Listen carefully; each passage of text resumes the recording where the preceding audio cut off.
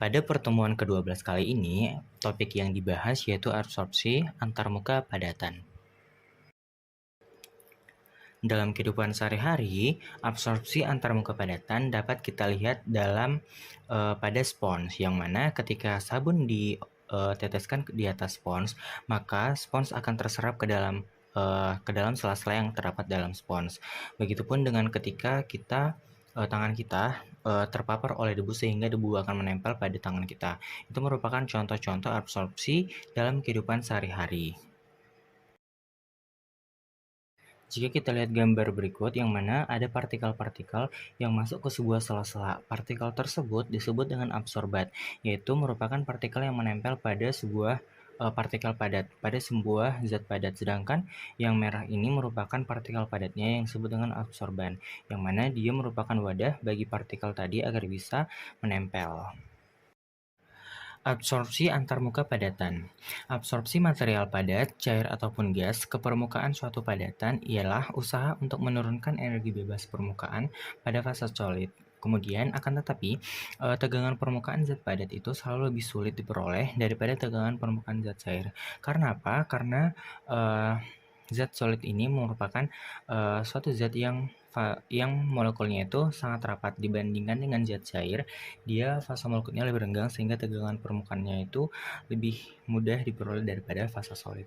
Kemudian, permukaan antar padat tidak bergerak dibandingkan dengan antarmuka cairan turbulen. Kemudian, masa hidup rata-rata molekul antarmuka air dan gas adalah 1 detik, sedangkan atom pada permukaan padatan logam yang tidak mudah menguap mungkin memiliki masa hidup rata-rata 1037 detik. Kemudian seringkali permukaan padatan mungkin tidak homogen. Karena apa? Dikarenakan sifat padatan ini tadi itu sifat molekulnya itu rapat, renggang dan rapat padat dibandingkan dengan cairan yang lebih renggang, sehingga dia tidak bisa kita homogenkan. Berbeda kalau dengan cairan itu, contohnya adalah air, dia memiliki sifat molekul yang lebih renggang sehingga dia bisa diaduk, sehingga sifatnya bisa lebih homogen. Antarmuka solid dan gas. Derajat absorpsi suatu gas pada padatan tergantung pada yang pertama adalah sifat fisika, absorben, dan absorbat. Contohnya adalah sifat fisika kimia kulit, partikel debu, dan silika. Yang mana telah kita tahu bahwa silika merupakan suatu bahan yang bisa menyerap kelembapan dalam udara.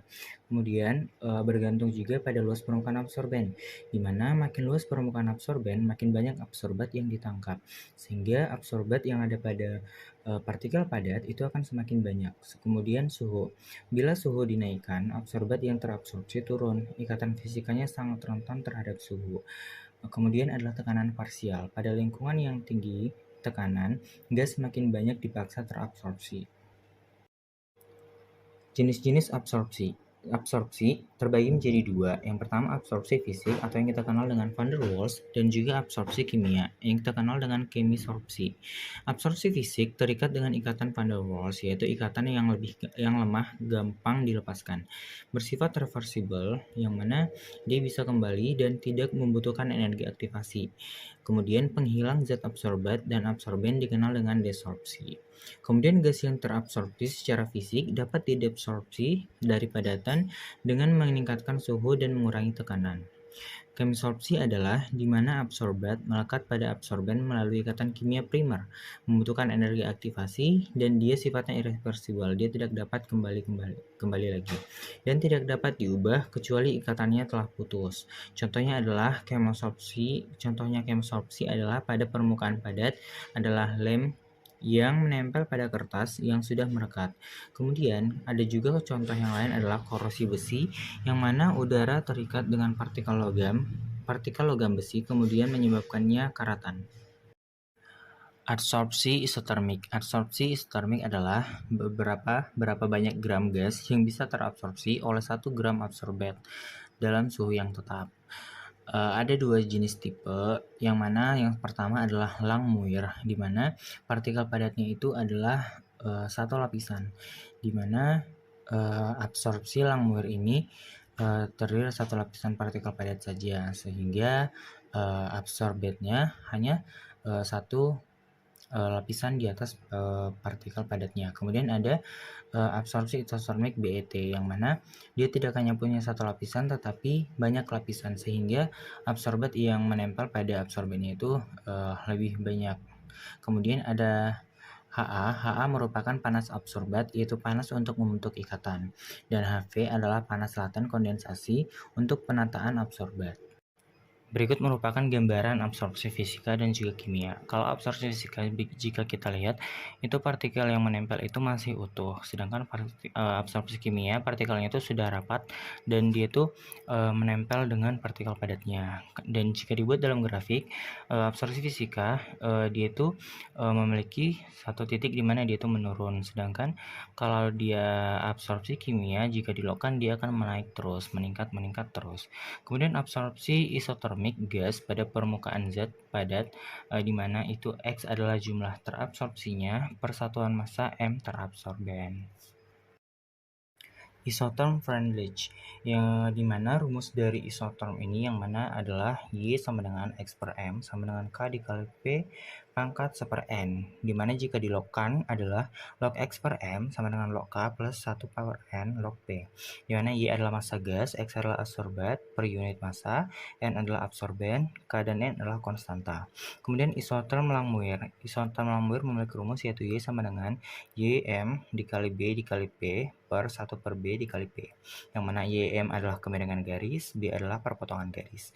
Kemudian isotherm BET memiliki rumus yaitu rho per Y dikali rho O per Y dikali rho O dikurang rho sama dengan 1 per Y dikali M dikali B ditambah B dikurang 1 per Y dikali M kali B ditambah rho per rho O, dimana rho adalah tekanan absorbat, Y adalah uap terabsorpsi, rho O adalah tekanan uap saat terabsorben jenuh dengan uap absorbat, Ym adalah jumlah uap terabsorpsi per satuan massa saat terbentuk lapisan molekuler, B adalah konstanta proporsional terhadap panas. Selanjutnya adalah wetting. Wetting merupakan cairan yang kontak dengan padatan bergantung dengan keseimbangan gaya tarik antar cairan atau yang disebut dengan gaya kohesi adesi antar cairan dengan padatan. Contohnya adalah merkuri. Ketika kita letakkan merkuri dalam gelas, maka akan terjadi gaya kohesi merkuri lebih besar daripada gaya adesi antar gelas dan merkuri, yang mana mekanisme wetting adalah menurunkan sudut kontaknya sehingga bisa wetting antara permukaan cairan. Contohnya adalah ketika air ditetesi dalam minyak, maka air tersebut tidak akan terbasahi sepenuhnya. Oleh karena itu, diperlukan wetting agent yang sesuai dengan air dan minyak agar air bisa menyebar secara spontan, yang mana wetting agent yang sesuai itu dapat kita lihat berdasarkan HLB-nya, dan HLB yang cocok untuk air dan minyak itu adalah HLB wetting dengan rentang 6-9. Berikut merupakan gambar dari molekul surfaktan, yang mana terdapat dua gugus di sini. Yang bulat merupakan gugus yang hidrofilik, sedangkan yang seperti ekor merupakan gugus yang lipofilik, di mana gugus yang bulat ini dia akan mengikat air, sedangkan yang lipofilik ini, yang seperti ekor ini, dia akan mengikat minyak, sehingga saat air dan minyak disatukan kemudian ditambahkan surfaktan, maka akan terbentuk cairan yang homogen. Tetapi homogen yang dimaksud adalah bukan larut tetapi hidrofilik. Muatan yang hidrofilik akan mengikat air, sedangkan yang lipofilik akan mengikat minyak.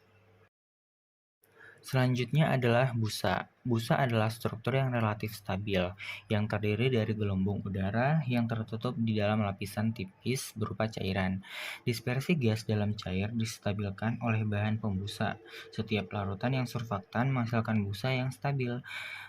Bila dicampur dengan udara, busa akan menghilang saat cairan mengalir menjauh dari area di sekitar gelembung udara dan pada akhirnya akan buntu. Contoh cairan yang merupakan zat pembusa itu adalah ether, ester, dan lain-lainnya. Selanjutnya adalah sifat elektrik batas permukaan. Berikut merupakan gambar dari lapisan ganda elektrik menurut Nernst, yang mana jika suatu cairan itu bermuatan negatif dan diletakkan dalam suatu cairan, contohnya adalah H2O, maka H2O yang merupakan sifat positifnya adalah H+, dia akan mengelilingi cairan yang bermuatan negatif tadi, yang mana mereka akan berinteraksi. Begitupun sebaliknya, jika cairannya adalah bermuatan positif, maka OH- akan mengikat cairan yang positif tersebut. Dia akan mengelilingi cairan tersebut dan akan berinteraksi. Sifat elektrik batas permukaan.